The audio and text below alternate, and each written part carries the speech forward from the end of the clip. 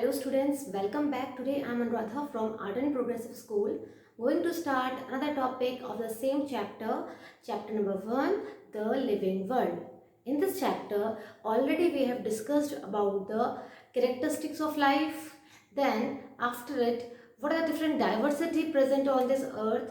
As so many diversity present on this earth, so it is difficult for us to study each and every individual, right? So for that we have gone for some scientific study, and here we have done about the taxonomy. Okay, in taxonomy we were discussing and we are focusing mostly on the morphological character as well as some of the other characteristics, right? But the only thing which we have not discussed here, or which scientists they have not included here, that is the phylogeny. Okay, so here next science there, that is known as the systematics.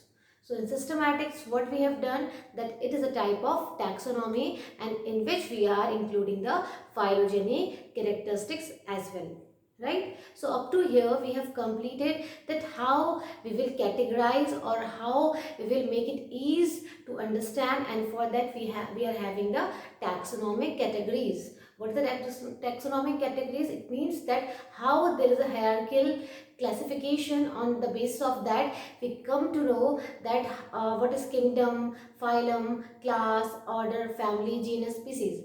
So that much we have completed in the previous lectures. So today we are going to start another topic, that is the taxonomical aids. So the name itself indicates the first thing, that is taxonomical. It means that something related to the taxonomy, and whenever I am using the word taxonomy, it means that I am talking about the classification. Okay, so classification of what? Classification of living organisms. Okay, so here we are going to study, or we are going to classify on the basis of what? On the basis of their characters. So what basically we are doing here? We are basically doing the identification as well as the classification. Okay, so what do you understand by taxonomical? It means that is related to the taxonomy. Okay, and what is the meaning of aid? Aid means help. Whenever we are using some when we are taking help from any other thing for the classification, this is known as what? This is taxonomical aids, in which we are discussing about it, what are the things we can use it for the classification. Okay, so it is required that, as I will give a very good example. Today I am here, okay, after 30, 40, 50 I will not be there on this earth.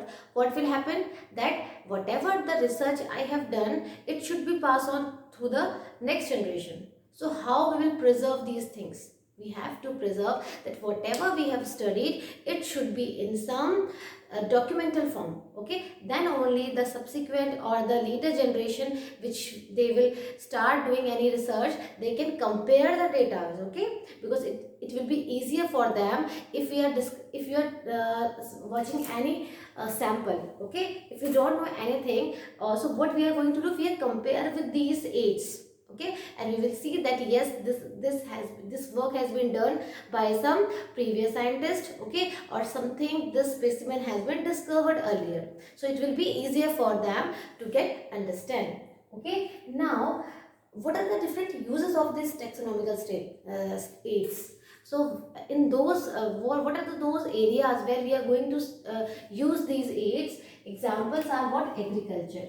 Okay, so in agriculture we are dealing with the plants, so how the plant's morphology should be. Okay, so we can study from these aids. So one by one we will understand what are the different aids. Okay, likewise forestry. Okay, in the field of forestry, in which we are dealing with the plants which are present in the forest area. So what should be the habitat, what should be the climatic condition, so everything can be understand with the help of these aids. Then industry. So in industries also we are using these aids, and why it is important to study here. Likewise bioresources. So many resources or diversity is there, so how we are going to study it? Okay, and how diverse they are, so everything we are going to study in this part. Okay, now whenever I am talking about the aids, it can be for the living as well as for the non-living. Okay, it can be for the living as well as non-living. Living means that those plants or animals, they are alive. Okay, we can stay or we can place them as it is, as they are. But in some cases we are using the dead plants or as well as the dead animals. So in that case also we are preserving them. So what is the motto of this taxonomical aids?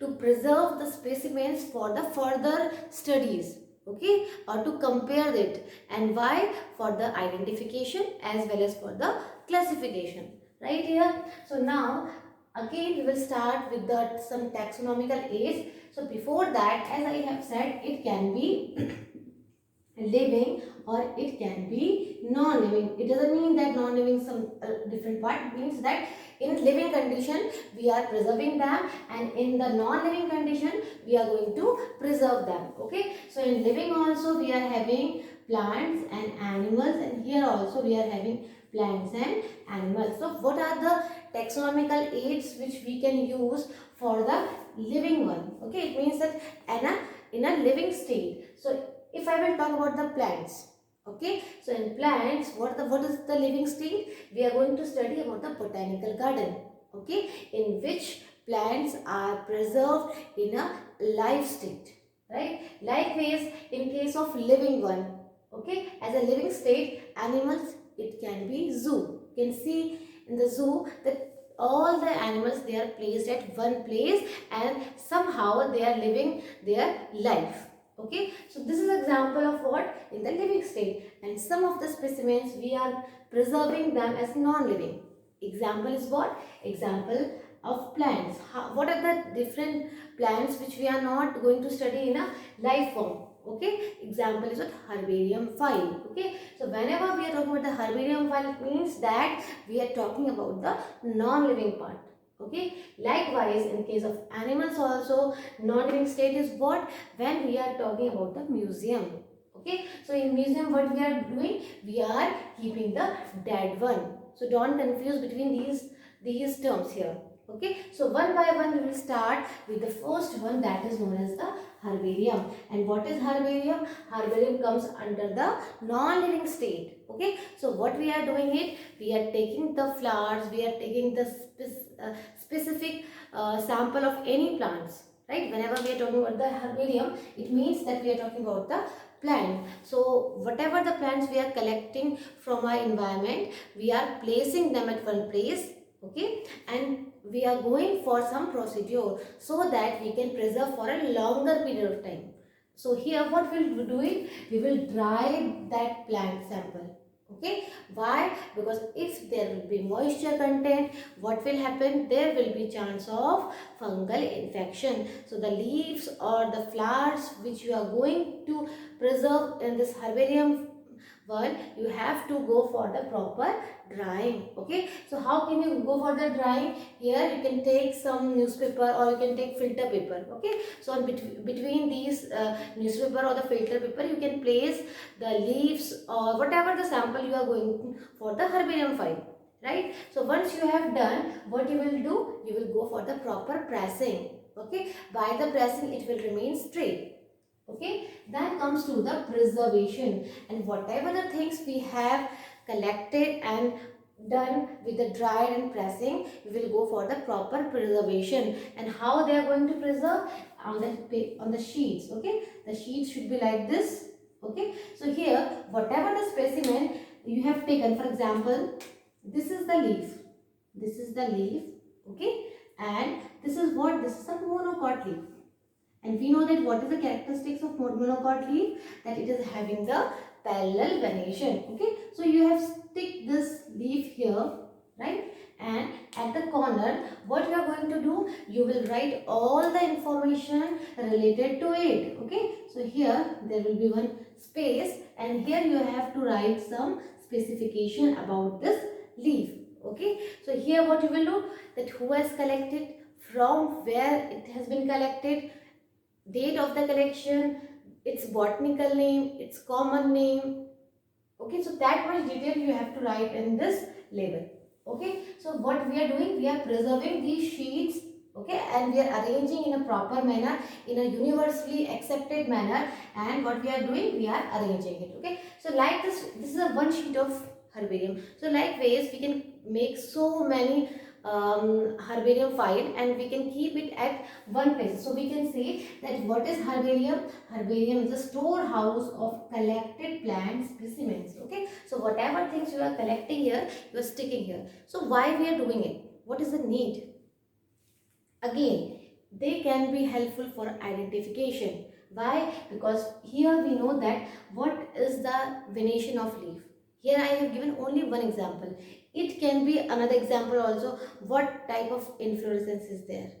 Okay, so likewise, if any student, if any coming generation wants to study any other plant, for example, this is any other leaf, okay, which has been seen by any student, but he don't know that what it is. So what he'll do, he will see the venation, okay, whether venation is parallel one or whether venation is reticulate one. So he will bring this sample here and he will compare with this leaf whether they are same, okay, whether they are having some changes, what is it particular changes. So we can compare with the existing one. That's why we are doing this thing. Here you cannot relate some more example, but yes, if you have prepared for one herbarium sheet for any one specimen, likewise we are having so many herbarium, okay, and what scientists they are doing, if they are finding any new thing, okay, because we know that so many things are still undiscovered, okay, because so many species are there, we are not able to study each and every one. So in we can say that as the scientists they are discovering new and new specimens in a coming generation. So what is happening, they can compare with the existing one and helpful for the identification and classification, right? And as well as storehouse or the repository for the future use, same thing which we have discussed, that for a future use we can keep them here in the herbarium, right? So this is the first taxonomical aids in which we are taking help from the existing one, and here we are talking about the non-living, means that they are not alive, right? Next come to the botanical gardens. Wherever we are using the word botany, it means that related to the plant. So garden means that where there is a collection of what? Collection of all the plants. But the difference is that you can see the difference. Here plants they are not alive.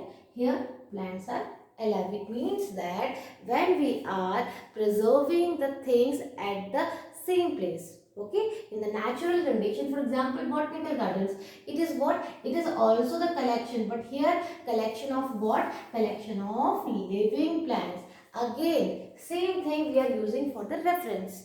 Reference means to check whether they are showing similarity or dissimilarity with the existing one, yes or no. So here what we can say, that it is what? It is a collection of living plants for the reference. And so many botanical gardens here, and in your NCERT 3 names are given, which is very important. It can be asked in any exam. So make sure that you must know that what are the different botanical gardens, what is the role of botanical gardens is that here there is a garden of all the plants, flowers related to the plants. Okay, so what we can see, we can take our sample to these botanical gardens, we can compare the characteristics, how the length of the plant it is, okay, what is the habitat, what is the canopy. So likewise everything you can compare with the live plant.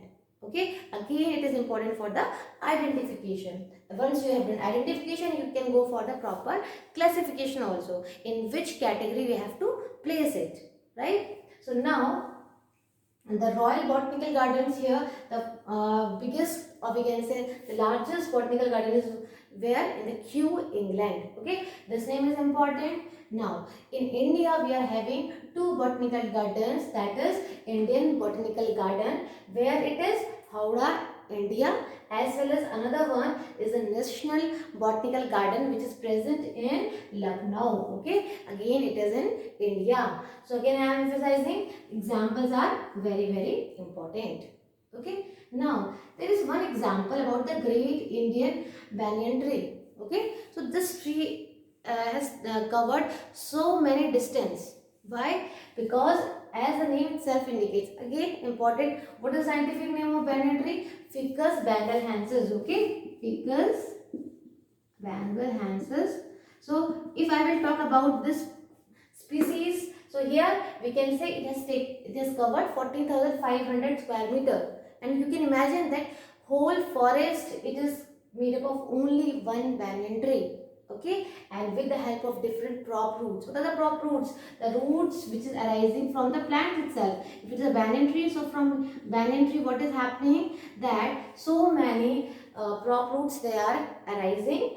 Okay, and due to this prop roots, it is giving stiffness to the banyan tree. Okay, so we can say that this banyan tree has covered so many distance, and that's why it is placed where in the botanical garden, right? As well as another one is Victoria Amazonia. This example is again important. What it is? Great water lily. So you can imagine that the diameter of this flower, it's so large that any person can sit on this water lily. Okay, so that much diameter is there. That's why we are saying great water lily. So here in this botanical garden, everything related to the particular plant, you can see the name, scientific name, okay, scientific name, common name, and the family. So that much information has been given to each and every plant which is present in the botanical gardens. And again, these botanical gardens are important for the identification or for the reference purpose also. Okay, now another taxonomical area is museum. What do you understand about the museum? Everything which is in the dead condition, we are placing in the museum. So museum can be there in the educational. Generally, if I will talk about this museum, they are situated in the educational institute. In school also, in colleges also, you can see it there, right? And here they are having some skeleton and fossils also. You must have seen that skeleton of the animals are present in the museum, as well as so many old fossils are present there. Okay, so this is for what? This is for the non-living things. Same as we have done in case of herbarium. Herbarium, we are saying that the dead or it's not alive plants, but here in museum we are putting both plants and animals, okay, again in a dead condition, right? So what we are saying, collection of preserved plants and animal species. So how we are going to keep all these plants and animal species? You must have seen the preserved plants in your lab, okay, preserved animals in your lab. So what they are doing, they are not alive, they are dead. So what we have done, we have collected at one place. And when we are going for the preservation of the dry things, okay, preservation can be in the liquid medium also, because if I will talk about the plants and animals, so we are placing in the formalin solution. Okay, so in formalin solution what we are doing, we are keeping the plant and animal species which are not alive, they are dead one. Okay, so what about the preservation in which we are going for the drying one? Okay, so another preservation is what? Those animals which we are preserved as the dry specimens. Okay, so dry specimens is what? Whenever we are talking about the preserving in a dry condition. So how can you preserve in a dry condition? You can keep inside the jars. Okay, for example, if I will talk about the insects. Okay, in case of insects, what methods we are using? Drying and pinned. What do you understand by this? As you are watching any insect, you are placing or drying it, okay, and you are placing here in a jar, in a glass, okay, or jars or in a glass. So what they have done, they have dried it, they have kept inside the glass box, and after that they have done the pinning. Okay, what it is, they have pinned this insect, and so that you can see the external appearance of the wings, okay, how the legs are there, and what are the different features in this butterfly or in any insect. Again, we are using all these things for the reference. Okay, likewise, if I will talk about the large animals, okay, those large, for example, if I will talk about the dinosaurs or about the mammals, okay, the size is very large. So in that case, you cannot go for the drying or this purpose, because the internal structure is very complicated. Okay, and if you will keep like this or drying, what will happen? so many condition may be there, fungal infection or anything. So to avoid all these things, what we are doing, we are going for the stuffing. Stuffing is what we are removing the internal parts, and we are changing the internal parts with the stuff material. Okay, and outer appearance, for example, if you are going for the stuffing of tiger, okay, so you can see the ridges which is present on the body of the tiger. Okay, and what you can see, how the body look like, how's the tail, how's the that face, so everything you can see. Okay, so in that condition we are going for the stuffing method for the large animals, right here. So here we have completed 3 taxonomical aids, and so now the 4th taxonomical aid is what? Zoological parks. As we have done botanical garden, means that botany relate words with the botany or the plants. Here when we are using the word zoology, it means that something related to the animals. Okay, and we have done that how we are going for the preservation with the help of living as well as non-living state. Okay, so here if I will talk about the zoological park, so here how the animals will be, it will be for the animals, right? How the state will be, it will be the living state. Okay, so here what we are doing, we are keeping the wild animals in a protected environment. Why we are keeping them in a protected environment? Because so many functions are there, so many usefulness is there. For example, if you have to preserve any endangered species, okay, so for any endangered animals we can go for the zoological park. Okay, as well as it can be used for the study purpose also. Okay, it enables the students to understand the habit of the animal. Okay, so we can say that food habits and the behavioral studies can be done by this taxonomical aid, that is the zoological park. Here we can study about the animal habit, right? And here we are keeping them in a captivity. Captivity means that in a captured condition, right? As well as the other one is recreation, means that in these areas or in this place so many animals are there. Okay, so childrens, they used to happy when they are visiting the zoological park. Okay, in very short we are using the word zoo. You must have visited the zoo, that what is happening, so many animals are there. You can see that how the animal looks like. Okay, how beautiful it is, and what are the different things they are doing. Okay, so everything you can compare it. So here this one is also important, right? And the 5th one is very important, that is the key. What do you, it's not a simple key, okay, that you are using for the lock. It is the key, means that in this method what we are using, different keys are there. What is the role of these keys? These keys are helping for the proper classification of an organism. How? For example, if this is any species, I don't know anything about it. Okay, so how can I identify? So I can use the key. So key can be used for the identification as well as for the classification. So how we will do it, we will understand it here. So the terms which are related to these keys are what? That these are for identification of plants and animals, right? We can use these for both the plants and as well as animals. And here the basis for the key is what? Similarities and dissimilarities. We will compare that what are the similarity between the existing one and the new specimen, and what is the dissimilarity. So on the basis of that we will come to a single conclusion.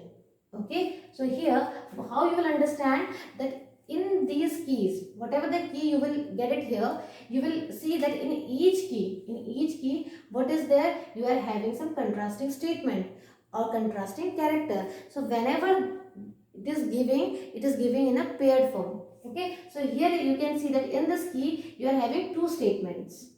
Okay, and these 2 statements are what? Contrasting. What do you understand by contrasting? It means that it is saying something about the similar. Okay, they are not similar, they are different from each other, right? So here when they are present in a pair, okay, what you will call it? You will call it couplet. Couplet is what? It means they are present in pair or in a couple form, right? So the 2 contrasting character in each one, you can see it in every one, you will see that 2 contrasting characters, right? And each one you will call it what? It is first couplet, second couplet, third couplet, fourth couplet, right? and basically this is what, this is the key. Each statement in a key is called the lead. What do you understand by this one? That in each statement, what you are observing, that it is known as, this is also a lead, this can also be the lead, this can also be the lead. Why we are saying lead? See here, as I am watching this new specimen, okay, I will see in this first key, I will go for the first key. In first key, what is written? That organism unicellular, organism multicellular. It means that first we have to check whether this organism is single cell or whether it is multicellular. Okay, so you are having two choices. Okay, you can lead this statement also, you can lead this statement also. So each and every statement, okay, each and every statement in a key, it will become the lead. Okay, it can be unicellular also, it means that single cellular, okay, or it can be multicellular. But what you have found it means that if you will say that yes, this organism is unicellular, your observation is what? This organism is unicellular. Okay, so it is saying that if it is unicellular, go to the key number 2. Okay, if it is not unicellular, if it is multicellular, so go to the key number 3. Okay, so now what we have noticed, that the organism which we are comparing, it is somehow unicellular. Okay, if it is unicellular, what they have given the information, just go to the key number 2. Okay, so you will move where? Towards the key number 2. So in key number 2, again there will be two contrasting character. As I have said, that in each key we are having two characters. Here also two character, that is the contrasting one. Here also we are having two character, that is the contrasting. What means that whether nucleus is present or absent. Okay, because we know that in the unicellular organism, how many things are there? We are having two types. What are they? They can be the nucleus can be present or nucleus can be absent. Okay, so here if nucleus is present, okay, if nucleus is present here, it will be the protista. It will be the protista, and if nucleus is absent, it will be the monera. Okay, so monera are what? They are prokaryotic. Okay, they are what? They are also the unicellular. Protista, they are unicellular, but okay, they are somehow eukaryotic. Why? Because they are having some true nucleus, right? So what you have observed from here, you can directly write it here. If nucleus will be there, you can see that yes, it is protista. Okay, if nucleus will be absent, you can say yes, it is monera, or it can be the bacteria. You will reach at a single conclusion, that from this key number 2. Okay, likewise we have solved this puzzle. Now comes to the another example. Okay, as they have said, if organism is unicellular, you have gone to the key number 2. So what about the multicellular? If you have noticed that this organism which you have given here, it is multicellular. Okay, so what they have said, go to the key number 3. So in key number 3, you will get again two pairs. Okay, you will get the two statements, not a two pair, it's a statement. Okay, two contrasting statement, whether it is autotrophic and whether it is heterotrophic. Because we know that whenever we are talking about the multicellular organism, they can be autotrophic as well as heterotrophic, right? So if you will find that this organism, it is preparing its own food, so you can say that yes, it is a plantain. Okay, your problem is solved. But still, if you are watching this heterotrophic, it is not being able to prepare its food. So how it will prepare? It will dependent on the other one. But again, in heterotrophic mode of nutrition, it can be done in some fungi also, in some animals also. Okay, or in some human also. So you are having some more options. So you can say that if it is heterotrophic mode of nutrition, just go to the key number 4. Okay, so as you will go to the key number 4, you will again see the two contrasting characters. What are they? Whether they are motile or they are non-motile. Okay, we are solving for this question. For this question, if it is heterotrophic. Okay, if it is autotrophic, it is solved here only, right? So it will become one lead, which after this lead you will come to know the result, and after this heterotrophic, it is going to give you another lead which will send you to the key number 4, and the key number 4 you will observe that whether this heterotrophic one, it is motile or non-motile. Okay, if it is motile, okay, if it is motile, it means that it comes under the Animalia kingdom. Okay, and if it is non-motile, it will come under the fungi. So from here you have reached to your conclusion. So what the organism it is given here. So what we have done, we have identified, okay, and after identifying it properly, we have classified in a proper category. Right here, and we know that what is category? Kingdom, it is a category. Phylum, class, order, family, genus, species. So each one is denoting what? It is denoting the category, right? So with the help of these things, we can solve this question very easily. So what is happening here? These are the questionnaire. With the help of so many questionnaire, we are reaching at a conclusion. Okay, and each statement is my key is a lead, and this method is what? Analytical method. It means that you have to analyze it, then only you will get your answer, right? So again, this key is what? It's a taxonomical aid which is helping for the identification and the classification. Okay, along with this, we are having some more taxonomical aids, that is flora.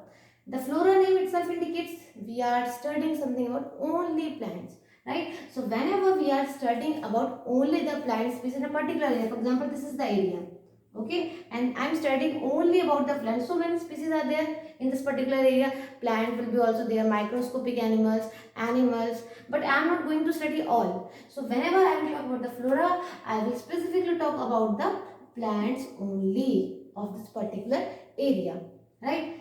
Same how it is a manual.